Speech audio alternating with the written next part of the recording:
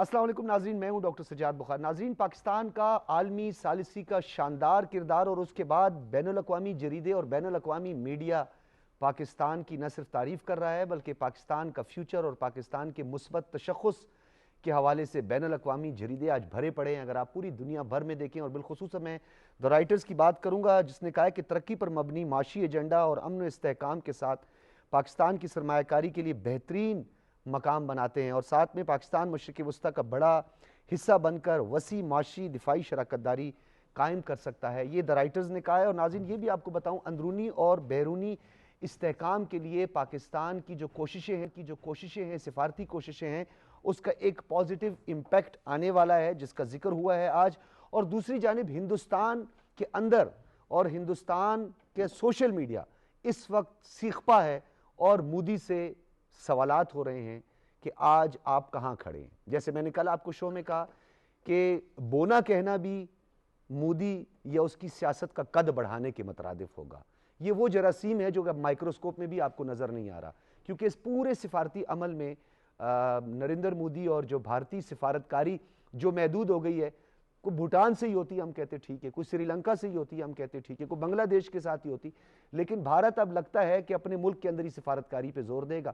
کیونکہ اس نے مختلف تحریک کو جنم دیا ہے۔ اور جو یہ بربریت اور جو ہندوتوا جو پالیسیز ہیں جس نے بھارت کو آئسولیٹ کیا، اور پھر سب سے بڑا جو مسئلہ تھا وہ تھا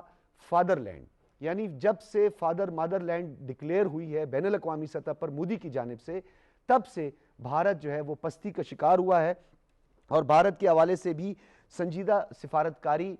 کو محض سوشل میڈیا تک محدود رکھنے کی بات ہوئی، اور سوشل میڈیا پر بھی اس کا ایک تماشا بن گیا ہے کہ بھارت کی سفارتکاری اور بھارت کے جو بین الاقوامی تعلقات ہیں وہ بہت کمزور ہوئے ہیں۔ کانگریس بھی اس حوالے سے بہت زیادہ بات کر رہی ہے۔ پروین صاحبہ کی اگر ہم بات کریں، ان کی دفاعی امور کی ماہر ہیں، انہوں نے بھی بڑے سخت الفاظ کا استعمال کیا، اور انہوں نے کہا ہے کہ بھارت کو پیچھے دھکیل دیا گیا ہے سفارتکاری میں۔ اس پر ہم تفصیلاً بات کریں گے۔ اسلام آباد اسٹوڈیوز میں ہمارے ساتھ موجود ہیں ڈاکٹر فاروق عادل، بہت شکریہ آپ کی تشریف آوری کا، سیاکار ہیں، کالم نگار ہیں، مصنف بھی ہیں، اور شنیلا عمار ہمارے ساتھ موجود ہیں، سینئر صحافی ہیں، تجزیہ کار ہیں، آپ بھی مصنفہ ہیں، بہت شکریہ۔ ہمایوں خان ہمارے ساتھ موجود ہیں، سینئر صحافی، تجزیہ کار، بین الاقوامی امور کے ماہر۔ اکمل شہزاد گھمن صاحب، سینئر صحافی، تجزیہ کار۔ آپ تمام حضرات کی تشریف آوری کا بہت بہت شکریہ۔ ڈاکٹر صاحب، اب تو آج پہلا ہی دن تھا کہ کل صدر مسعود پزشکیان کا دورہ مکمل ہوا، وہ واپس گئے۔ پاکستان کی بین الاقوامی سطح پر دی رائٹرز کی بات کریں، دیگر بین الاقوامی جریدوں کی بات کریں، وہ پاکستان کے ثالثی کردار کے نہ صرف معترف دکھائی دے رہے ہیں بلکہ فیوچر میں پاکستان کی معاشی استحکام اور خطے میں ایک اہم سٹیک ہولڈر کے طور پر پاکستان کو پیش کر رہے ہیں۔ شکریہ ڈاکٹر صاحب۔ دیکھیے، ابھی آپ انڈیا کا ذکر کر رہے تھے اور آپ نے بتایا کہ اب تو مائکروسکوپ سے بھی وہ نظر نہیں آتے۔ سبب اس کا کیا ہے؟ سبب اس کا یہ ہے کہ یہ یوں سمجھیے کہ آزادی سے پہلے سے ہی یہ جو دائیں بازو کی ہندو تھے بشمول گاندھی کے، یہ سب کے سب پراپوگنڈے کے زور پر، مارکیٹنگ کے زور پر امن کی بھی بات ہو رہی تھی، اہنسا کی بھی بات ہو رہی تھی، اور پر امن بقائے باہمی، اور اس کے بعد پھر نان الائنڈ موومنٹ کی بھی انہوں نے کچھ چیمپئن بنے، لیکن عملاً یہ لوگ انسانیت کے دشمن ثابت ہوئے، امن عالم کے دشمن ثابت ہوئے، اور انہوں نے کبھی، یعنی آپ یہ اس سے بڑی کیا بری مثال، ہم پاکستان کا اپنا تجربہ بیان نہیں کرتے، اس سے بڑی کیا ہو سکتی ہے کہ جب یہ طے ہو گیا کہ اسرائیل ایران پر حملہ کرنے والا ہے، تو ابھی آپ نے ماتا پتا کا جو رشتے کی بات کی، تو یہ مودی وہاں کیا رشتہ بنانے گیا تھا؟ کیوں ایسا کرنے گیا تھا؟ کیا دیکھنے گیا تھا؟ شاید یہ دیکھنے گیا تھا کہ اب تو اس کا تیا پانچا ہوا ایران کا، تو اس کے بعد جن لوگوں کی ایران پر ہیجمنی بنے گی، جو اقتدار میں آئیں گے، ان کو ان کے ساتھ اور ان کے ساتھ جو ہے ایک تعلق بننا چاہیے، تاکہ وہاں سے فیول بھی مل سکے، وہاں کی بندرگاہوں پر بھی قبضہ ہو سکے۔ آپ کو معلوم ہے کہ اسرائیل نے کبھی اس بندرگاہ پہ قبضہ نہیں کیا، کیا نام ہے اس کا، جس کو ڈیولپ کر رہے تھے ایرانی، چابہار پہ کبھی اسرائیل نے حملہ نہیں کیا۔ وہ ایک انڈرسٹینڈنگ تھی انڈیا کی اور اسرائیل کی، تو یہ ایک پلاننگ تھی، اس کے پیچھے ہمیشہ ان کے مادی فوائد ہوتے ہیں۔ جبکہ پاکستان نے اس کے مقابلے میں نظریات کو پیش نظر رکھتے ہوئے اور نظریہ بھی کیا، امن عالم اور انسانیت کی تحفظ، اس کا شرف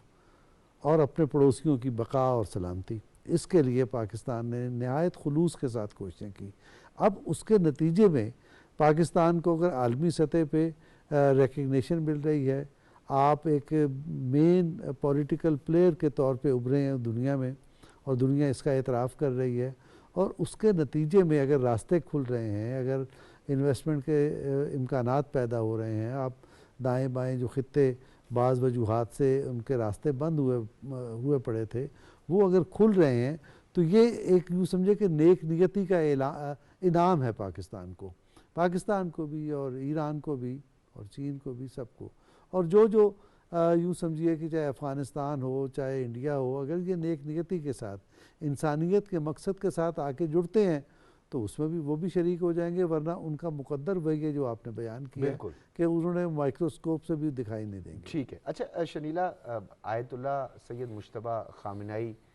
کا جس طریقے سے وزیر اعظم نے ذکر کیا، ایرانی قیادت کا، ایران نے جس طرح ریسٹرینٹ کا مظاہرہ کیا، اور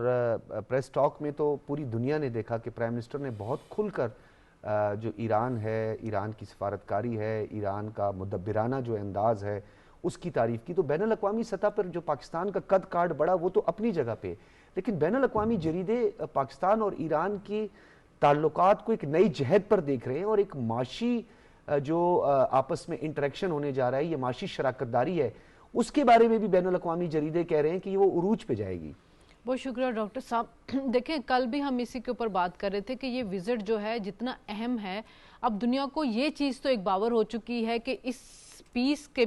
ڈیل کے پیچھے کون تھا، کیونکہ بڑی افواہیں پھیلائی گئی، بڑے رومر ہو رہے تھے، لیکن جیسے ہی وہ آپ دیکھیں ایران کے صدر ہیں، اور آپ کو پتہ ہے کہ محرم میں ان لوگوں کا کہیں پہ بھی نہیں ہوتا وزٹ، لیکن وہ خصوصی طور پہ پاکستان آئے ہیں، اور انہوں نے کہا ہمارے سپریم لیڈر کی طرف سے ہمیں کہا گیا کہ آپ فوراً پاکستان جائیں اور جا کے پاکستان کا شکریہ جو ہے اس کو ادا کریں، کیونکہ پاکستان نے جو کردار ادا کیا ہے دنیا میں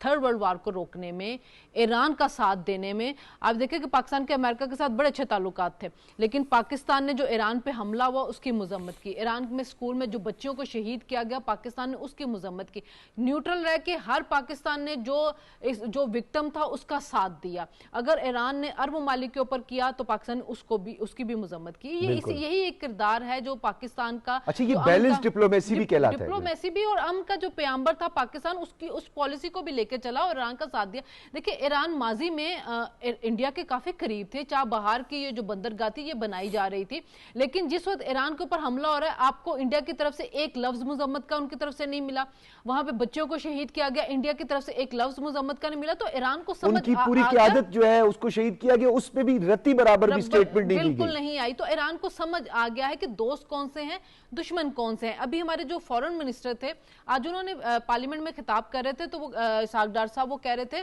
کہ ابھی جو اوسلو میں ہوا ہے گلوبل کانفرنس، اس کے اندر یہ بات کہی گئی پاکستان کے لیے کہ پاکستان اب اس ریجن کا نیکسٹ سیکیورٹی پرووائڈر ہے، یعنی کہ وہ جو ایک ہوا سا کریٹ کیا گیا ہوا تھا، اور انڈیا کہتا تھا کہ جی ہم دوسری جو چوتھی دفاعی قوت بننے کے لیے جا رہے ہیں، اور بڑی معاشی طاقت اپنے آپ کو کہہ رہا تھا، لیکن اب وہ سارا شفٹ ہو رہا ہے، یہ چیزیں اب لوگوں کو نظر آ رہا ہے کہ کس کے پاس سیکیورٹی ہے، کس کے پاس۔ اچھا یہ آپ نے شنیلا انتہائی آپ نے اہم نقطہ جو ہے یہاں پہ اٹھایا ہے، میں یہ چاہوں گا ہمایوں صاحب، کیونکہ آپ بین الاقوامی امور کو بہت دیکھتے ہیں، بات کرتے ہیں ہمیشہ اس پہ، نیٹ سیکیورٹی پرووائڈر، یہ جو ٹرم استعمال کی ہے شنیلا نے، یہ تو کہیں اور پہ سنائی دیتی تھی یا دعویٰ تھا، جو بھی کہیں، تو کیا واقعی نیکسٹ نیٹ سیکیورٹی پرووائڈر ہے پاکستان، اور یہ بین الاقوامی سطح پر تو اس کی بڑی بازگشت ہو رہی ہے؟ جی تھینک یو ڈاکٹر صاحب۔ میرا خیال ہے جو پاکستان نے اپنی پوزیشن جو گلوبل ساؤتھ ہے اور اس کے بعد اب مڈل ایسٹ کے اندر مستحکم کی ہے، اس کو ہم اس چیز سے ایکویٹ کر سکتے ہیں، آلدو کہ پاکستان یہ نہیں کہتا اپنے آپ کو، اور ہم کہتا ہے کہ ہم پیس اور جو ہے اس کے حامی، اور ہر چیز کو جو ہے نا میڈیشن اور نیگوسیشن سے حل کرنے کے مختلف جو مسائل ہیں دنیا میں، لیکن پرسیپشن بن اس لیے گئی کہ اس سے پہلے جو جی سی سی کے ممالک تھے اس میں ساری جو بڑی بیسز تھیں وہ امریکہ کی تھیں، اور امریکہ نے اس جنگ کے اندر بہت ساری چیزوں کے اندر یہ ثابت کر دیا کہ وہ شاید جہاں پہ جن جگہوں پہ ان کی بیسز تھی وہ اپنی بیسز کو نہیں جو ہے سیکورٹی پرووائڈ کر سکے تو باقی علاقے میں کیا کریں گے. اس میں جو پاکستان کا رول ہے, پاکستان اس سے پہلے دیکھیں ہمارا جو کمپریہنسو ایگریمنٹ ہوا ہے سعودی عربیہ کے ساتھ, اس کے علاوہ ایران کے ساتھ ہمارے بڑے دیرینہ تعلقات ہیں, یو اے ای کے ساتھ ہیں, قطر کے ساتھ ہیں, بحرین کے ساتھ ہیں. تو میرا خیال ہے ہمارا جو اب اس وقت پاکستان کے اس خطے میں جو کردار اور رول ہے وہ اس کو آپ نیٹ سیکیورٹی پرووائڈر کہیں یا ایک ایسے میڈیٹر کا کہیں جو تمام جو ممالک ہیں یا جہاں پہ جو اختلافات ہیں ان کو دور کرنے کی صلاحیت رکھتا ہے, اور میجر سٹیک ہولڈر بھی کیسے, اور اب ہم نے وہ ثابت کر دیا. بالکل ٹھیک ہے. اچھا اکمل شہزاد گومن صاحب, جہاں تک ہم بات کرتے ہیں ایرانی وفود کا آنا, بار بار آنا, پھر صدر مسعود پزشکیان کا فی الفور اس جو تکنیکی مذاکرات تھے یا جو برگن سٹاک کے بعد یا پھر جو اوورال جو یہ مذاکرات ہوئے ہیں, اس کے بعد پہلا دورہ, ایک تو اس کا امپیکٹ, اور آج بین الاقوامی جریدے پاکستان کی تعریف کر رہے ہیں. مشرق وسطیٰ پہ پاکستان ایک اہم پاکستان کا رول رہا ہے. ایک طرف اوپیک کنٹری سے ایک آدھ ممالک جو ہیں وہ اسکپ کر گئے ہیں یا ان کو چھوڑ گئے ہیں, لیکن پاکستان کا رول اب مزید بڑھتا جا رہا ہے اور اس پورے ریجن میں پاکستان کا رول مزید بڑھتا جا رہا ہے. اس پہ آپ کیا کہیں گے؟ بہت شکریہ ڈاکٹر صاحب. بات یہ ہے کہ پاکستان نے اپنا یہ جو کردار پچھلے ایک سال میں نبھایا وہ پوری دنیا کے جو انٹرنیشنل مبصر ہیں وہ یہ بات کر رہے ہیں. میں ابھی ایک ٹویٹ دیکھ رہا تھا, ایک سلمان احمد یو کے بیسڈ جرنلسٹ ہیں, تو پروین ساہنی جو انڈین ڈیفنس اینالسٹ ہیں انہوں نے ان کو انڈورس کیا اپنی کوٹ کر کے. جی, تو یہ دنیا بھر میں جو پاکستان نے اپنا کردار اپنایا وہ پاکستان نے, آپ سمجھ لیں کہ پچھلے سال مئی میں جو بھارت نے ایک کوشش کی پاکستان کو سنب کرنے کی اور اس میں اس کو منہ کی کھانی پڑی, اور جس طریقے کے ساتھ پاکستان کی عسکری اور سیاسی قیادت نے جواب دیا مارکہ حق کی شکل میں, اس کا امپیکٹ جو ہے وہ بہت لانگ لاسٹنگ ہے. آپ یہ دیکھیں کہ پاکستان نے جو حالیہ ڈپلومیسی میں کردار ادا کیا ہے وہ شاید پاکستان کی پچھلی 80 سالہ تاریخ میں سب سے روشن باب ہے, اور یہ ایک ایسا ڈیفیکلٹ, مشکل اور ایسا ایک خاص مقام تھا کہ جہاں جس طریقے کے ساتھ بات کی جا رہی ہے تیسری عالمی جنگ کی, آپ یہ دیکھیں کہ یہ ایک بہت بڑا پاور شفٹ بھی ہے. پیٹرو کیمیکل اور جو امریکہ کی ہیجمنی تھی سوویت یونین کے زوال کے بعد, اس میں جو چائنا اور روس ایک امرجنگ پارٹس کے طور پہ سامنے آ رہے ہیں, تو یہ ایک ایسا فلیش پوائنٹ بنا کہ جہاں بہت جلدی امریکہ کو یہ احساس ہو گیا کہ وہ پھنس گئے ہیں. اور میں کل کا نیو یارک ٹائمز دیکھ رہا تھا, تو اس میں جو مینلی ہمارے جو سی ڈی ایف ہیں ان کی تصویر تھی جے ڈی وینس کے ساتھ, اور ہمارے الجزیرہ میں بھی یہی تھا سر, یہی پیٹرن پوری دنیا کے جو اخبارات ہیں. اور آپ یہ دیکھیں کہ جو پوری دنیا کے ممالک ہیں وہ سوائے 2-3 ممالک کے ہر ملک نے پاکستان کو مبارکباد دی ہے اور پاکستان کا ذکر کیا ہے. تو اگر آپ اس سنیریو سارے کو دیکھیں تو پاکستان نے کوئی بھاگ کے یا چھین کے یہ کریڈٹ نہیں لیا, یہ حالات کی وجہ سے ایک اللہ نے پاکستان کو موقع دیا, اور پاکستان کی جو قیادت ہے اس نے انتہائی سمجھداری کے ساتھ سارے کارڈز کو پلے کیا. حالانکہ پاکستان کی بڑی ایک مشکل صورتحال میں پاکستان اس تناظر میں تھا کہ ہمارا ایک طرف تو سعودی عرب کے ساتھ ڈیفنس پیکٹ تھا, اور دوسری طرف ایران بھی ہمارا برادر ممالک تھا, اور شاید کسی حد تک ایران کے ساتھ ہمارے تعلقات کی نوعیت وہ نہیں تھی جو سعودی عرب کے ساتھ تھی, لیکن پاکستان نے بہت تحمل کے ساتھ اور بہت سمجھداری کے ساتھ. اچھا, یہ میں گومن صاحب چاہوں گا کیونکہ بڑا ایک آپ نے ڈیفنس پیکٹ کے حوالے سے ہمایوں صاحب نے بھی یہی بات کی تھی, تو ڈیفنس پیکٹ جو ہے وہ کسی ملک کے لیے, کیونکہ پروپیگنڈا تو بہت کیا گیا ڈیفنس پیکٹ سعودی عربیہ کا جو ہے شاید وہ کسی ملک کے خلاف ہے, کسی ریاست کے خلاف ہے, وہاں ہماری ایک جذباتی وابستگی ہے, حرمین شریفین پر جو ہے وہ ہماری جان بھی قربان. تو ڈیفنس پیکٹ جو ہے وہ مخصوص جو ہے وہ ایک خطرہ ہے جس کو بھانپ لیا گیا تھا, تو اس خطرے کو مد نظر رکھ کے حرمین شریفین کی عزت اور آبرو اور حفاظت جو ہے وہ اپنی جان اور مال سے پہلے کرتے ہیں. تو ڈیفنس پیکٹ اسپیسیفک اس کو لے کر ہے, اور کس کے لیے ہے وہ پڑوسیوں کو پتہ ہے کہ ان کے جو فادر لینڈ ہے وہ ان کے لیے ہے. تو میں آگے بڑھاؤں گا اس بات کو تاکہ اس کی کلیئرٹی بھی بہت ضروری ہے. اچھا ڈاکٹر فاروق عادل صاحب, یہ بتائیے گا شائننگ انڈیا کو تو شیم فل انڈیا بنا دیا گیا نریندر مودی کی جانب سے. آج جنہوں نے جس طریقے سے پروین سانی کا ذکر کیا, اسی طرح کانگریس رہنما ہے بون کھیڑا, انہوں نے بھی مودی کی خارجہ پالیسی کو ذاتی دکھاوا کا ذریعہ قرار دیا، یعنی ذاتی دکھاوا، خود پرستی، اس طرح کی جو حرکتیں. اور پھر دی پرنٹ بھی یہ کہہ رہے ہیں کہ غیر ملکی سرمایہ کار بھارت کا بائیکاٹ کر رہے ہیں. دیکھیں سبب یہ ہے نا کہ اس نے اپنی طاقت پیدا کرنے کے لیے جن خاندانوں کو، جو بڑے بڑے وہاں سرمایہ کار ہیں انڈیا کے، بڑے ٹاٹا، امبانی، انڈانی، بالکل بالکل بالکل، تو ان لوگوں کو اس نے اپنے ہاتھ میں لیا، ان کو ریاست کے وسائل پر دسترس دے دی اور انہوں نے ہر سب کچھ لوٹ کے اپنی جیب میں ڈال لیا. جواب میں مودی کو جو طاقت ملنی تھی سرمایہ کی وہ ملتی رہی. ایک تو یہ معاملہ ہوا، اور دوسرا یہ ہوا کہ انہی کے ذریعے اس نے پورے میڈیا کو، وہ جو انڈیا کے ایک میڈیا کی دھوم تھی کہ بڑا زبردست اور بڑا ہی یعنی طاقتور میڈیا ہے وہاں کا، اور ہر بات وہ کہہ لیتا ہے اور لوگ اس سے ڈرتے ہیں، وہ اس میڈیا کو بھی اس نے فارغ کر دیا. تیسرا یہ ہوا کہ اس نے اس کے آئین کو بھی فارغ کر دیا. آپ کو معلوم ہے کہ جو گزشتہ الیکشن ہے، آج کی جو اپوزیشن ہے انڈیا کی، اس نے آئین پر لڑے الیکشن. راجیو گاندھی کے، اس کے بیٹے کے ہاتھ میں، راہل گاندھی کے ہاتھ میں. ڈاکٹر صاحب یہاں میں آپ کو روکوں گا، گفتگو کو کنٹینیو کریں گے. مجھے بریک کا کہا جا رہا ہے، بریک کے بعد گفتگو کے سلسلے کو جاری.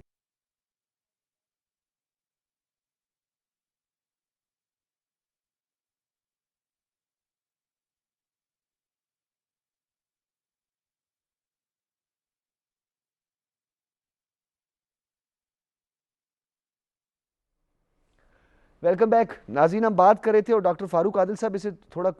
مزید جو ہے وہ آگے بڑھائیے گا. مودی کے خوف اور دکھاوے کی سیاست نے دنیا بھر میں بھارت کی عزت خاک میں ملا دی. یہ بھارت رپورٹ کر رہے ہیں، ہم نہیں کہہ رہے. دیکھیے نا،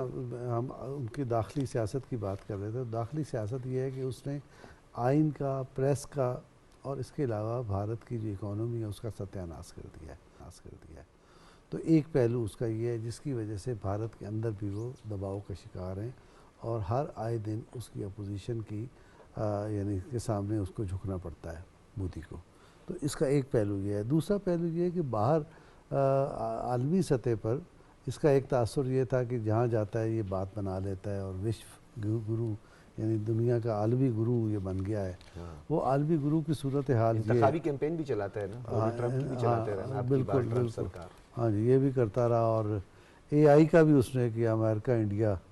یہ بھی اس کا ایک سلوگن تھا. ہاں سر، وہ اے آئی تو انہوں نے کوئی رپورٹ بھی دکھا دیا تھا نا چائنا کا، اے آئی سمٹ. تو بات یہ ہے کہ یہ ساری جب مارکیٹنگ کھل کے، مارکیٹنگ تو مارکیٹنگ ہوتی ہے نا، اور جب آپ اس کی پیکنگ کھولتے ہیں اور اندر سے یعنی آپ چوہا برآمد ہو تو پھر کیا بنتا ہے. تو وہی صورتحال ہے. تو اس وجہ سے اب نہ داخلی سطح پر ان کی کوئی عزت ہے نہ خارجی سطح پر ان کی عزت ہے. ہر اعتبار سے یہ بے نقاب ہو گئے ہیں. اور خاص طور پر جب دنیا کرائسس کا شکار تھی اور دنیا میں یعنی تیسری عالمی جنگ لڑنے کے خطرات تھے، تو آپ ان لوگوں کے ساتھ جا کے کھڑے ہو گئے جو اس دنیا کے امن کے درپے تھے. تو اس وجہ سے پوری دنیا میں آپ کی یہ جو حیثیت تھی وہ بے نقاب ہو گئی اور دنیا نے پہچان لیا کہ کون ایسا لوگ ہیں جن کے ساتھ آپ چل سکتے ہیں اور کون ایسے لوگ ہیں جن کو آج نظر انداز کر دیں. ٹھیک ہے. اچھا ڈاکٹر صاحب، آپ نے جو ایک بات کی، میں شنیلا آپ سے چاہوں گا، جیو پالیٹکس میں یا ڈپلومیسی کی بھی اگر ہم بات کریں تو اس میں جب بولنے کا وقت ہوتا ہے تو لوگ بنکر میں جا کے، یعنی ہمارے مشرقی پڑوسی بنکر میں جا کے چھپ جاتے. وہ جے شنکر پتہ نہیں اتنی بڑی بڑی باتیں کرتے تھے، ہم پتہ نہیں کیا بھارت کو کہاں پہنچا دیں گے. جے شنکر اس طرح خاموش تھے، اتنا وہ خاموش تھے تو کئی لوگوں کو تو یہ لگا کہ کہیں ہاسپٹل میں تو ایڈمٹ نہیں ہے. مودی کی بھی یہی حالت تھی. ایران کے ساتھ کیا کچھ ہو رہا تھا جب بولنے کا وقت تھا. اور اب جب پاکستان نے سارا کچھ کر دکھایا، پاکستان نے سفارتی کامیابیاں حاصل کی، تو اب بولنا شروع کر گئے بڑبڑ. ہر جگہ پر آپ دیکھیں تو وہ یہ کہہ رہے ہیں نہیں ایسا نہیں ہوا، نہیں ہونا چاہیے تھا، غلطی ہو گئی. مروڑ تو پڑ رہے ہیں، اس کا ہمیں بھی پتہ ہے، لیکن ٹائمنگ بڑا میٹر کرتی ہے. جہاں بولنے کی بات ہوتی ہے وہاں بنکر میں چھپ جاتے ہیں، اور جب خاموش رہنے کی بات ہوتی ہے بڑبڑ شروع ہو جاتے ہیں. خالی برتن ہے نا، کھڑکتا رہے گا کیونکہ اس کے اندر مواد کوئی نہیں ہے. دیکھیں وہ اس وجہ سے ایران کے حق میں نہیں بولے کہ وہ فادر مدر لینڈ والا جن کے ساتھ رشتہ قائم کیا ہوئے ان کو ناراض نہیں کرنا چاہتے تھے، کیونکہ وہ اسی کی سازش تھی. اسی نے امریکہ کو اس جنگ کے اندر دھکیلا تھا اور وہ اسی نے مسلم ممالک کے خلاف یہ سازش کی تھی. تو ظاہر ہے وہ اس کے ساتھ ان کا تعلق تھا. اور وہ جو کہتے ہیں کہ انسانیت کے قاتلوں کا اکٹھ جو دونوں بن گئے ہوئے ہیں، ان کو ساری دنیا یہ بات کہہ رہی ہے کہ دونوں کا یہ تعلق ہے، تو وہ کیسے اس کے خلاف جا سکتا تھا. اس وجہ سے وہ نہیں بولے تھے. دوسری بات یہ ہے کہ وہ خود وہی کام کر رہے ہیں جو اسرائیل کرتا ہے. ان کے ملک کے اندر اقلیتوں کی آپ حالت دیکھ لیں. ابھی پچھلے دنوں آسام کے باہر پھر مسجد کے باہر پھر مسلمان جو تھے وہاں پہ احتجاج کر رہے تھے کہ جو امتیازی قانون انہوں نے پاس کر رہے ہیں, اور خواتین کی تذلیل کی گئی. سوشل میڈیا پہ دیکھیں بہت تذلیل کی ہے. وہاں سے چیزیں روکنے کی کوشش تو کی جاتی ہے, لیکن سوشل میڈیا کے ذریعے چیزیں سامنے آ رہی ہوتی ہے کہ پنجاب کے اندر کیا ہو رہا ہے, آسام کے اندر کیا ہو رہا ہے, منی پور کے اندر کیا ہو رہا ہے. اور یہی جو چیزیں تھی, اسی کے سوالات جو تھے وہ مودی سے ہوئے جب وہ یورپ کے ٹرپ کے اوپر گئے. تو جو ڈچ پرائم منسٹر تھا اس نے اس سے سوال کیا کہ آپ کے ملک کے اندر اقلیتوں کے ساتھ جو ہو رہا ہے, جو انسانی حقوق کی خلاف ورزی, اور اس کے بارے میں آپ کیا بات کریں گے. مودی سرکار کے پاس کوئی جواب نہیں تھا. پھر وہاں پہ جب وہ ناروے گئے تو وہاں پہ صحافیوں نے ان سے سوالات کیے ہیں کہ آپ کے ملک کے اندر اقلیتوں کے ساتھ کیا ہو رہا ہے. ان کے پاس کوئی جواب نہیں تھا. تو وہ اس وقت تو اپنی سفارتی شرمندگی مٹا رہے تھے, کیونکہ ان کو جو نظر آ رہا تھا کہ پاکستان کو جس طرح اہمیت مل رہی ہے, پاکستان جس طرح ڈپلومیسی کر رہا ہے, پاکستان جس طرح میڈیٹر کا کام کر رہا ہے, تو وہ اپنی طرف سے ایک ممالک کے ساتھ تعلقات بہتر کرنے کے لیے یورپ کے ٹرپ کے اوپر چلا گیا. لیکن وہاں پہ بھی جا کے اس کو منہ کی کھانی پڑی. تو جو ان کو ہزیمت اٹھانی پڑی, شرمندگی اٹھانی پڑی, وہ اسی وجہ سے چپ ہے کیونکہ ان کی کوئی اب انٹرنیشنل لیول کے اوپر ان کی کوئی اہمیت نہیں رہی ہے. لوگ ان کو سیریس لے نہیں رہے ہیں. وہ G20 کا بھی اجلاس انہوں نے اپنے ملک کے اندر کروانے کی کوشش کی تھی, تو کیا ہوا تھا, چائنا تو اس کے اندر گیا بھی نہیں تھا. کل اچیف ڈیول نے یہ برکس کا جو قومی سلامتی کے مشیروں کو اکٹھا کر کے پھر وہاں مجبوراً تعریف کرنی پڑی, اور پاکستان کی تعریف بڑے مبہم انداز میں, حالانکہ انہوں نے امریکہ کا بول کے ساتھ میں پاکستان کا ذکر بھی ہو ہی گیا ان سے. دیکھیں بات یہ ہے کہ ابھی ہمارے فورن منسٹر یہی بات ہم کہہ رہے تھے پارلیمنٹ کے اندر کہ ہمیں اتنے ملکوں سے انویٹیشن آ رہی ہے اور اتنے ہی ملکوں کے سربراہان پاکستان آنا چاہ رہے کہ ہمارے پاس سمجھ نہیں آ رہا کہ ہم کس کو ٹائم دیں کس کو ٹائم نہ دیں. تو یہ وہ کامیابی ہے جو پاکستان کی مل رہی ہے, جس کو انٹرنیشنل میڈیا جو ہے رپورٹ کر رہا ہے, اور اسی کی وجہ سے انڈیا کے اندر چیخو پکار ہو رہی ہے. ایس سی او کے سمٹ میں بھی یہ جاتے ہیں اور جا کے یہ کوشش کرتے ہیں جی پاکستان کے خلاف کچھ وہاں سے نکل آئے, پاکستان کو کوئی دہشت گرد قرار دے, لیکن وہاں سے کیا نکل کے آتا ہے کہ جی جو پراکسیز کے ذریعے دوسرے ملکوں میں دہشت گردی کرا رہے ہیں ہم اس کی مذمت کرتے ہیں. تو پراکسیز کے ذریعے دہشت گردی کون کروا رہا ہے, یہ کروا رہے ہیں. تو وہ جو ساری ایک شرمندگی اٹھائی ہو, جس کے پاس اتنا بیگیج ہو, جس کے اپنے ملک کے اندر اقلیتوں کے حالات اتنے زیادہ خراب ہو, اس نے کیا بولنا تھا. اور پھر فادر لینڈ والوں کو ناراض اس نے نہیں کرنا. یہ غلطی تھی ایک بہت بڑی جی آپ نے جو بات کی ہے نا شنیلا, یہ ایک بہت بڑی غلطی تھی. اور ہمایوں خان مس کیلکولیشن کے حوالے سے ہم جب بات کرتے ہیں, ایک مس کیلکولیشن تو وہ کی تھی جو مئی میں ہوئی تھی, مس کیلکولیشن تو لگ پتہ گیا, پھر اپنے رافال کے جو ہے پرزے ڈھونڈ رہے تھے. ایک اور مس کیلکولیشن جس کی ابھی بات ہوئی کہ انہوں نے یہ سمجھا کہ شاید اسرائیل جو ہے وہ آ کے ایران پہ جو ہے وہ قابض ہو جائے گا, تو یہاں اس خطے میں جو ہے پھر دونوں جو ہے وہ رادہ, پتہ نہیں اب رادہ ہوگی کیا کہیں گے, مادر لینڈ اینڈ فادر لینڈ, دونوں جو ہے وہ آپس میں یہاں جشن منائیں گے. کم از کم اس پورے ثالثی کے کردار میں یا اس سمٹ کے دوران یا برگن سٹاک میں جو ہے کم از کم چائے سرف کرنے کا تو موقع ملنا چاہیے تھا. محاورہ سن لیں, یہ جو آپ نے ابھی رادہ وادہ کا ذکر کیا ہے, وہ یہ کہ نہ نومن تیل ہوگا نہ رادہ ناچے گی. تو اب اگر یہی صورتحال رہی تو پھر ممبئی میں ہی ناچے گی, باقی تو سب کچھ ہاتھ سے چلا جائے گا. جی ہمایوں خان صاحب, چائے سرف کرنے کا تو میں یہ کہہ رہا تھا کہ کم از کم اتنا موقع تو ملنا چاہیے تھا. ایک اسپیشیلٹی تو ہے کم از کم مودی صاحب کی. ڈاکٹر صاحب اس میں جو آپ اگر انڈین کی اپنی اپوزیشن پارٹیز کے جو مختلف جو سینئر رہنما ہیں ان کی مختلف کرونالوجیکلی آرڈر میں دیکھیں نا, جو انہوں نے کہا ہے اپنے پرائم منسٹر کے بارے میں, تو یہ کہا کہ blind devotion to Israel, international law کو وائلیٹ کیا گیا تو ہمارا وزیر اعظم خاموش رہا,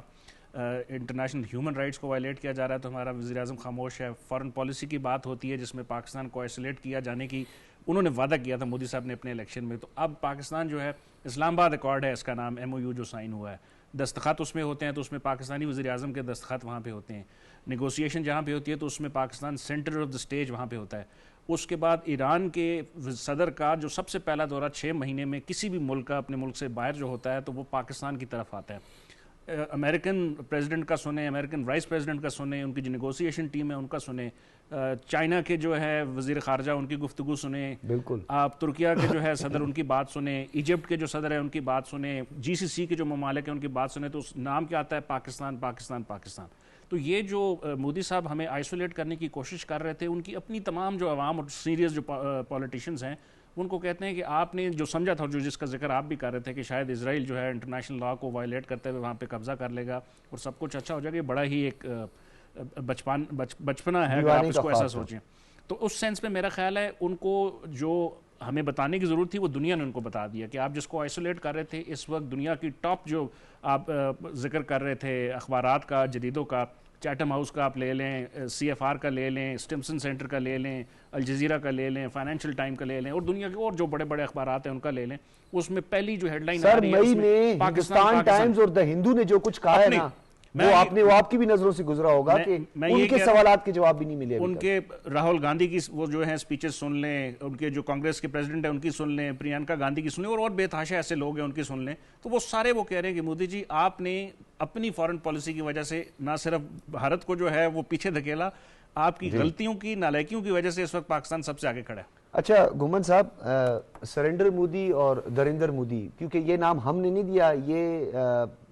ہندوستان کے اندر جو ہے سرنڈر مودی تو جو ہے راہل گاندھی ان کو کہتے ہیں اور یہ بھی نہیں کہ وہ لوک سبھا میں ان کو کہتے ہیں سرنڈر مودی لیکن دریندر مودی اس لیے کہتے ہیں کہ ان کی درندگی کے حوالے سے جو ہندوستان کے اندر اور پھر انلیگل آکوپیشن جو ہے کشمیر وہاں کے جو مظالم ہیں اس کو لے کر یہ بات کرتے ہیں. تو اس طرح کے جو القابات سے جو نوازا جا رہا ہے تو کیا یہ بھی خوشی کا باعث بن رہا ہے بی جے پی کے لیے بی جے پی کی سیاست کے لیے؟ دیکھیں ڈاکٹر صاحب بات یہ ہے کہ آپ کہہ رہے ہیں کہ جی فلاں جگہ ان کو ناکامی ہوئی اور فلاں جگہ پہ وہ ان کا پتہ چل گیا. اصل بات یہ ہے کہ جب آپ کی بیس ایک غلط پوائنٹ پہ ہو اور آپ نے ایک ہیجمونک سٹیٹ بننے کا ارادہ جو ہے وہ طے کر لیا ہو اور آپ نے کسی ہمسائے کے ساتھ آپ کے اچھے تعلقات نہ ہوں تو جو اجیت ڈوول ایک آپ کی ڈاکٹرائن تھی وہ ایک قسم کی فلاپ ہوگی اور جو ان کے ڈاکٹر شنکر ہیں جو ان کے وزیر خارجہ ہیں ان کا جو ایک ڈیزائن کیا ہوا یہ تھا کہ جی آپ ایک ہیجمونک سٹیٹ کا رویہ اپنائیں اور امریکہ کے قریب ہوں اور اسرائیل کے قریب ہوں اور جس طریقے کے ساتھ مودی صاحب باہر جا کے جفیاں اور بات بات پہ ہنسنا اور بغیر وجہ کے ہنسنا وہ سارا یعنی پچھلے سال مئی کے بعد وہ قدرت کی طرف سے یہ ہوا کہ یہ وقت ایسا آیا کہ وہ ان کا سارا پچھلا ماضی بھی سامنے آ گیا وہ ایکسپوز ہو گئے. تو دراصل یہ ہے کہ اس میں تو کوئی دوسری رائے نہیں کہ انڈیا ایک بڑی ریاست ہے اور اس کا ایک جو ایک اکنامک فرنٹ پہ وہ بہت آگے جا رہا تھا ایک بہت بڑی وہ مارکیٹ ہے انٹرنیشنل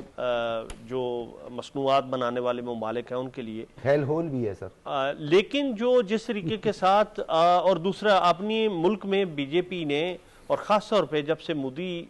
سرکار آئی ہے انہوں نے ایک فیشزم کا جو ہندوتوا کا ایک آئیڈیالوجی کو اپنایا اور اس میں مسجدوں کو گرانا. میں وہ انڈیا کے ایک جرنلسٹ ہیں اشوک کمار پانڈے یا مانی شنکر آئر یا جس طرح آپ نے جو کانگریس کے رہنما ہیں راہل گاندھی ان کا آپ ذکر کر رہے تھے تو وہاں بھی کچھ سین وائسز ہیں وہ لاجیکل بات کرنے والے لوگ ہیں جیسے پراوین ثانی کی ہم نے ذکر کیا تو وہ لاجیکلی بات کرتے ہیں جس طریقے کے ساتھ. دیکھیں ہمارا تو کوئی ایسا نہ ڈیزائن ہے ہیجمونک اور نہ ہم انڈیا کے ساتھ جنگ چاہتے ہیں لیکن یہ کہ اگر کوئی یہ سمجھے کہ ہم ان کے سامنے جھک جائیں گے تو یہ بالکل ایسا نہیں ہوگا. یہ ہم نے اور وقت نے ثابت کیا ہے اور اس میں بنیادی بات یہ ہے میں اس میں ایک چیز کا اضافہ کرتا چلوں سر کیونکہ یہ آپ کی رائے ہے ڈیفینیٹلی مختلف لوگوں کی مختلف رائے ہوتی ہے. ہندوتوا کا پرچار کرنے کی جہاں تک آپ نے بات کی تو ایک آئیڈیالوجی جو آج سے نہیں بلکہ پہلے سے ایگزسٹ کر رہی ہے. گاندھی کے قتل سے آپ لے لیں پھر آپ نیچے آتے جائیں گولڈن ٹیمپل کے واقعات آپ لے لیں گجرات کا انسیڈنٹ لے لیں یا اس سے پہلے کے بھی جتنے سانحات ہوئے ہیں واقعات ہوئے ہیں ہمارے کشمیریوں کی جس طریقے سے اجتماعی قبریں دریافت ہوئی ہیں کم از کم یہ کہا جا سکتا ہے کہ بطور ریاست جو ہے وہ ہندو پرچار کرتی ہے کیونکہ ہماری جو ٹو نیشن تھیوری ہے وہ بھی اسی چیز کے تحت تھی کہ ہم نہیں رہ سکتے اکٹھے. گھومن صاحب دیکھیں ڈاکٹر صاحب بات یہ ہے کہ میں یہ کہتا ہوں کہ جو اس موضوع پہ تو بات کرنا ہی اب ایک بے وقت کی راگنی ہے. یہ تو 80 سال اس بات کو گزر چکے ہیں. وہ نظریہ آپ کہیں غلط ہے میں کہوں صحیح ہے تو یہ بات تو کرنے والی ہے ہی نہیں. وہ وقت نے ثابت کر دیا ہے اور اس وقت جو صورتحال ہے انڈیا میں جو اقلیتیں ہیں وہ صرف مسلمان نہیں وہاں آپ یہ دیکھیں کہ جو عیسائی بہت تھوڑی کمیونٹی ہے جس طریقے کے ساتھ پچھلے دنوں میں ان کے ساتھ ہوتا رہا اور سال ہر سال پہلے وہاں ایک جو آسٹریلین وہ ان کے پریچر تھے ان کو وہاں جلا دیا گیا. سو کہنے کا مطلب اور جس طریقے کے ساتھ فورنرز وہاں آتے ہیں اور خاص طور پہ خواتین کے ساتھ سر نیو دہلی کی بس میں چلتی ہوئی بس میں کیا کچھ ہوتا رہا وہ بھی ساری دنیا نے دیکھا. ہم یہاں بول نہیں سکتے تو خود کو جو ہے یہ سیکولر کہنا اور یہ بالکل ایک نقلی لباس. دیکھیں جو ان کی انڈیا کی سب سے بڑی طاقت تھی جس کو وہ سیکولرزم کہتے تھے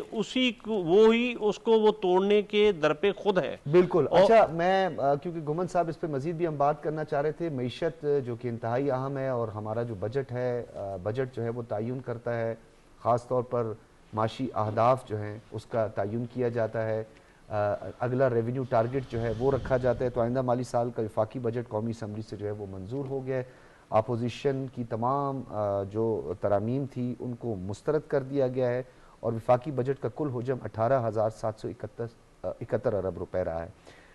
خاص طور پر اس میں ہم یہ ذکر ضرور کریں گے کہ وفاقی حکومت کی خالص آمدن 11,751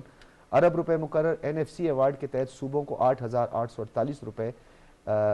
منتقل ہوں گے. اور سب سے اہم JUI کی شاہدہ بیگم اور عالیہ کامران اور نعیمہ کشور کی ترامیم کثرت رائے سے مسترد کر دی گئی ہیں. MQM کے خواجہ اظہار الحسن کی غیر ملکی ڈراموں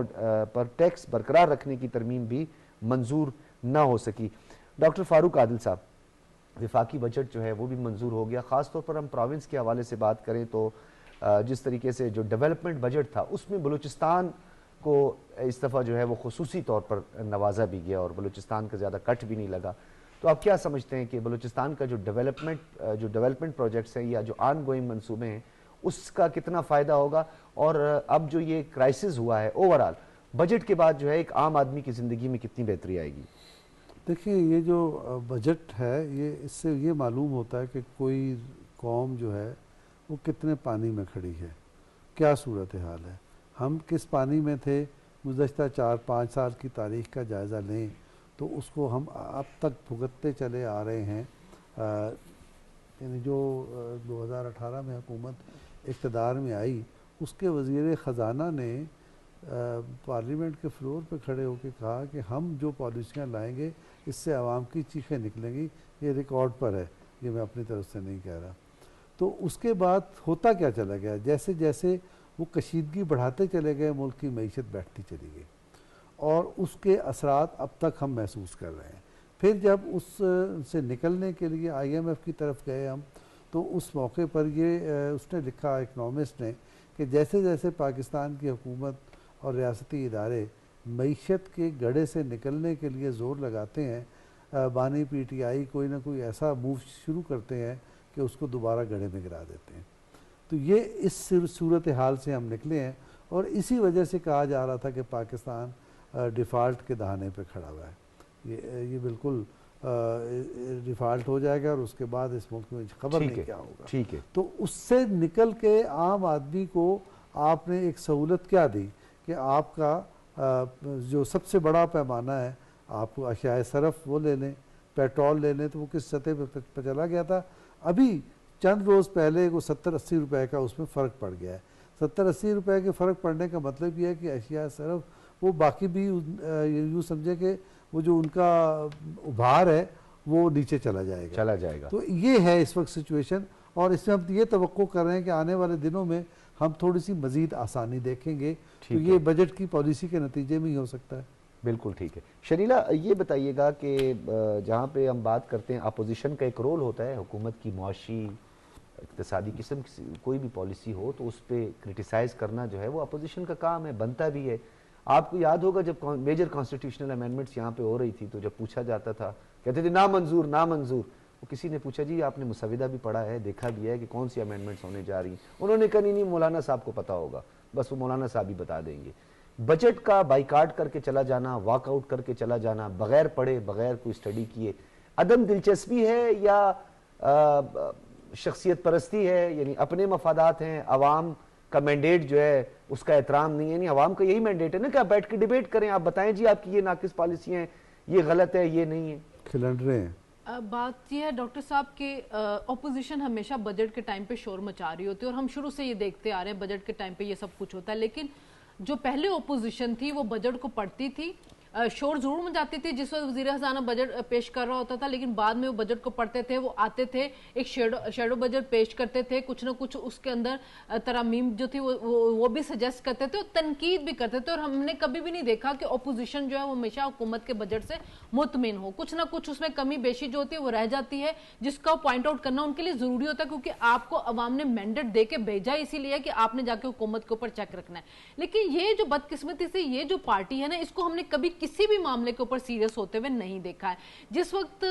یہ حکومت کے اندر بھی تھے تب بھی ان کو جو آپ پرائم منسٹر شباشی صاحب انہوں نے کہا تھا آئیں بیٹھتے ہیں اور مساکے معیشت کرتے ہیں، لیکن انہوں نے اس وقت بھی ان کی بات کو نہیں سنا تھا. اب بھی وہ بار بار کہتے ہیں آئیں بیٹھتے ہیں مذاکرات کرتے ہیں. کوئی بھی پارلیمنٹ کے اندر ترمیم آتی ہے، کوئی بھی قانون سازی ہوتی ہے، ہم نے کبھی نہیں دیکھا ان کی طرف سے کہ کوئی تنقید ہو رہی ہو، ان کی طرف سے کہ کوئی اس کے اندر سجیشن دی جا رہی ہو. کبھی ہم نے نہیں دیکھا کہ یہ عوام کے لیے کوئی قانون سازی کروانا چاہ رہے ہو، کبھی ہم نے نہیں دیکھا کہ یہ کوئی بل لے کے آ رہے ہو. ہمیشہ شور ریاستی اداروں کے اوپر الزامات لگانے کا ہی ہم نے کام دیکھا. ابھی بھی یہ یہاں سے چلے گئے ہیں بائیکاٹ کر کے، بھئی آپ بیٹھ جائیں، جو چیز آپ کم از کم اپنا اظہار تو کریں کہ اگر آپ اس بجٹ کے ساتھ نہیں ہیں تو جس عوام نے آپ کو اپوزیشن کے لیے ووٹ دیا ہوا ہے تو ان کو پتہ تو چلے کہ آپ عوام کی وہاں پہ نمائندگی کرنے کے لیے بیٹھے. لیکن اس کی وجہ یہ کوئی سیاسی میچورٹی نہیں ہے، شخصیت پرستی ہے. ظاہر ہے جس لیڈر کے وہ پیروکار ہیں اس نے کبھی سیاسی میچورٹی دکھائی نہیں، اس نے کبھی سیاستدانوں کے ساتھ بیٹھنے کی کوشش نہیں کی، اس نے کبھی کہا ہی نہیں کہ مذاکرات نام کی کوئی چیز ہوتی ہے اور میں بیٹھوں اور میں مذاکرات کے ذریعے کوئی مسئلے حل کروں. ٹھیک ہے، ایسی ہی سوچ ساری پارٹی کے اندر ہے جو کہ ہمیں پارلیمنٹ کے اندر ہمیشہ ان میں نظر آتی ہے. ٹھیک ہے. اچھا ہمایوں خان صاحب، جہاں ہم کرٹیز کی بات کرتے ہیں، ڈیفینیٹلی کرٹیسزم بھی ہوتا ہے اور یہی ڈیموکریسی کا حسن بھی ہے کہ آپ کے بہت سارے ایسے پالیسیز ہیں جس پہ تنقید کی جا سکتی ہے. اوورآل عوام کی توقعات پہ پورا 100% اترے گا یہ بجٹ؟ اتنا فسکل ڈیفیسٹ ہمیں ہے، اوورآل جو ہے اس کا ہمیں کرائسس بھی رہا ہے ہمیشہ سے. ریونیو ٹارگٹ جو ہے وہ ہم اچیو نہیں کر پاتے، اس پہ تھوڑے سے روشنی ڈالیے گا کیونکہ اسٹرکچرل ریفارمز کے بغیر یہ ممکن نہیں ہے، ڈاکومنٹڈ اکانومی کے بغیر یہ بہت مشکل ہے. تو یہ جو ریونیو ٹارگٹ ہے جس کی وجہ سے ہمیں ایک ڈیفیسٹ کا ہمیشہ سامنا کرنا پڑتا ہے، اس کے کون کون سے ایسے پیرامیٹرز ہیں جن کا ابھی بھی تعین کرنا باقی ہے، اس پہ کام نہیں ہوا؟ جی ڈاکٹر صاحب، میرا خیال ہے یہ بجٹ جو ہے اگر آپ اس کو پہلے تو اس کو 2-3 پیرائے سے دیکھیں کہ جس وقت یہ بجٹ دیا جا رہا ہے ہم جو اکنامک سٹیبلائزیشن ہے وہاں سے نکل کے اس کو سسٹینیبل گروتھ کی طرف لے جانے کی کوشش کر رہے ہیں. پہلا اس کا یہ تھا. دوسرا، جن حالات میں یہ بجٹ دیا جا رہا ہے یہ بھی بڑے جو ہے نا ایکسٹرا آرڈنری ہیں. آپ پچھلے 3-4 مہینوں میں جو پورے خطے کی جو صورتحال سی اور اس سے پہلے جو پچھلے 6 مہینوں میں جو ہمارا اپنے نیبر کا بھی ذکر کر رہے تھے اس کے ساتھ جو حالات تھے، پھر افغانستان کے ساتھ جو آپ کے حالات پچھلے 1-2 سالوں سے جو خراب ہوئے ہیں اور دہشت گردی کی ایک لہر تھی، تو جو پورا سیکیورٹی انوائرمنٹ تھا وہ بڑا سیریس قسم کا تھا اور اس میں بہت زیادہ نقصانات پاکستان کو ہو رہے تھے. اس صورتحال میں یہ بجٹ دیا جا رہا ہے جس میں آپ کی آبادی بھی ایک بڑی ایکسٹراویگنٹلی جو ہے نا اس نے گروتھ کی ہے اور اس کو روکنے کی جو کوشش ہے وہ میرا خیال ہے پچھلے 40-50 سالوں میں جو ہے وہ ابھی تک کامیاب نہیں ہو سکی. ان ساری صورتحال میں اب جو آپ کا سوال تھا، اس بجٹ میں جو ایک خاص چیز کی گئی ہے وہ کی گئی کہ آپ نے ڈاکیومنٹیشن آف اکانومی کرنا ہے. جو آپ سوال کر رہے تھے کہ ریونیو کیوں نہیں ہوتا، کیونکہ ہمارا بہت سارا جو ایریا ہے وہ انڈاکیومنٹڈ ہے، کیش ٹرانزیکشن کے تھرو باتیں ہو جاتی ہیں. تو اس میں جو ہے آئی ٹی کے اوپر، ایکسپورٹس کے اوپر اور جو سیلریڈ کلاس ہے ان سب کو بہت زیادہ ریلیف دیا گیا. تو میرا خیال ہے جو فوکس تھا ہے کہ آپ نے بڑا ایک اہم نقطہ اٹھایا ہے کہ یعنی ایک اوورآل ایک پرسیپشن تھا اور کچھ گریونسز بھی تھے کہ صرف جو تنخواہ دار طبقہ ہے وہی ٹیکس دیتا ہے اور اسے ریونیو ہم اکٹھا کرتے ہیں، لیکن ان کو خصوصی ریلیف ملا ہے. اس میں جو ہماری پچھلے سال والی جو سلیب جو ہوتی ہے ان کو بہت حد تک ریڈیوس کیا گیا ہے. جو سیلریڈ پینشنرز تھے ان کو 7% کا جو ہے مارجن دیا گیا ہے، انکریز کیا گیا ہے. اس کے علاوہ آئی ٹی کے اوپر جو ہم نے ایکسپورٹ کے اوپر پہلے 2% تھا جو ڈیوٹی تھی وہ ہم نے 0.5% کر دی ہے. اس طرح اور بہت ساری چیزوں کے اوپر ڈیوٹی کم کی گئی ہے. تو میرا خیال ہے اور اس کا مقصد یہی ہے جو آپ سوال کر رہے تھے کہ ہم نے ریونیو کو ڈاکیومنٹ کرنا ہے تاکہ زیادہ سے زیادہ لوگ اس ایریا کے اندر آ جائیں جس میں پاکستان کی جو ریونیو کلیکشن ہوتی ہے جو ہمیشہ کم ہوتی ہے. تو وہ میرا خیال ہے یہ اس بجٹ میں آپ کو نظر آئے گی. خوش سارے پھر بھی کوئی بھی نہیں ہوگا، پھر بھی آپ کو کہیں نہ کہیں سے جو ہے نا آوازیں آئیں گی. فینومینا ہے سر، یہ تو انسانی فطرت بھی ہے، ہم کسی حال میں خوش نہیں ہوتے، لیکن حالات بالکل آپ نے ٹھیک کہا. گومن صاحب آپ کی طرف آؤں گا. ہم ذرا امپورٹڈ گاڑیوں کی بھی بات کرتے ہیں. 3000 cc گاڑیوں پہ 30% اور اس سے بڑی لگژری گاڑیوں پہ 40% ایکسائز ڈیوٹی 2 اور 92% اسپیشل ایکسائز ڈیوٹی بھی لگے گی. جہاں پیٹرولیم مصنوعات کی قیمت میں کمی اس کے بعد بھی 6% مزید بھی اس میں کمی آئی ہے. تو آپ کو لگتا ہے کہ اب خاص طور پر اب جو ڈیولپمنٹس ہونے جا رہی ہیں آگے, ریجنل جو ڈیولپمنٹس ہونے جا رہی ہیں, اس کے بعد ہماری معیشت میں بھی استحکام آئے گا, اور ڈاکومنٹڈ اکانومی کے لیے ہمارے پاس مزید کون سے ایسے فارمولہ ہیں جس پہ ہم کام کر سکتے ہیں؟ دیکھیں, یہ پاکستان کی جتنی بھی حکومتیں آئیں ان کے لیے یہ سب سے بڑا چیلنج ہوتا تھا کہ جو اکانومی کو ڈاکومنٹڈ کرنا. اب ہم وہ کرنا چاہیں یا نہ کرنا چاہیں, یہ وقت کی ضرورت ہے, اور اس کو ڈاکومنٹ کیے بغیر چارہ نہیں ہے. آپ یہ دیکھیں کہ پاکستانی دل کے بہت کھلے ہیں, جس طریقے کے ساتھ رمضان میں یا دوسرے تہواروں پہ جس طریقے کے ساتھ یہ خیرات کرتے ہیں وہ پوری دنیا میں مثال دی جاتی ہے. آپ یہ دیکھیں کہ دنیا میں جو سب سے بڑا نیٹ ورک ہے پرائیویٹ سیکٹر میں یا ایک غیر سرکاری, وہ عیدی کی شکل میں موجود ہے. جو جہاں تک آپ نے ریجنل صورتحال کے تناظر میں کہا کہ دیکھیں, اس سے پہلے ہی پاکستان کا سعودی عرب کے ساتھ ایک جو ڈیفنس پیکٹ ہو چکا تھا, اور جس طریقے کے ساتھ ہمایوں خان صاحب نے کہا کہ بڑی ایک ٹرکی سچویشن تھی جس میں یہ بجٹ تھا, اور بڑی مشکل جو پیرامیٹرز تھے جن کو مد نظر رکھ کے یہ سارا کچھ ڈیزائن کیا گیا بجٹ ہمارا, عام بندے کو بھی اور تنخواہ دار کو بھی سامنے. جی اچھا, دوسری یہ کہ جہاں ہم ہمیشہ بات کرتے ہیں جی کہ پاکستان کی جو پولیٹیکل سنیریو ہے وہ بہت امپورٹنٹ ہے. دیکھیں, اس کی کچھ پرائس بھی تھی جو ہمیں دینی پڑتی تھی. ایک طرف تو اوپر ہمارا ہمسایہ دشمن بیٹھا ہوا ہے, دوسری بات یہ ہے کہ افغانستان کی طرف سے ہمیں بہت چیلنجز آ رہے تھے, اور دوسرا کلبھوشن یادو جہاں سے نمودار ہوا اور پکڑا گیا وہ بھی سچویشن تھی. اب صورتحال یہ ہے کہ پاکستان اللہ کے فضل و کرم سے اس پوائنٹ پہ پہنچ گیا ہے کہ جہاں وہ اپنی ایفرٹس کا, اپنی نیک نیتی کا اور اپنی کوششوں کا جو ثمر ہے وہ بارآور ہونے کا موقع آ گیا ہے. میرا ذاتی یہ خیال ہے کہ جس طریقے کے ساتھ کل جو ایرانی صدر مسعود پزشکیان صاحب تشریف لائے تھے, تو پاکستان کا جو گیس پائپ لائن ہے اور جو پٹرولیم کی مصنوعات کی درآمد ہے اس میں بھی ہمیں کچھ بہتری کے امکانات نظر آتے ہیں. پھر گوادر میں جو سعودی آئل کی ریفائنری لگنے جا رہی ہے, تو انڈیکیٹرز یہ ہیں کہ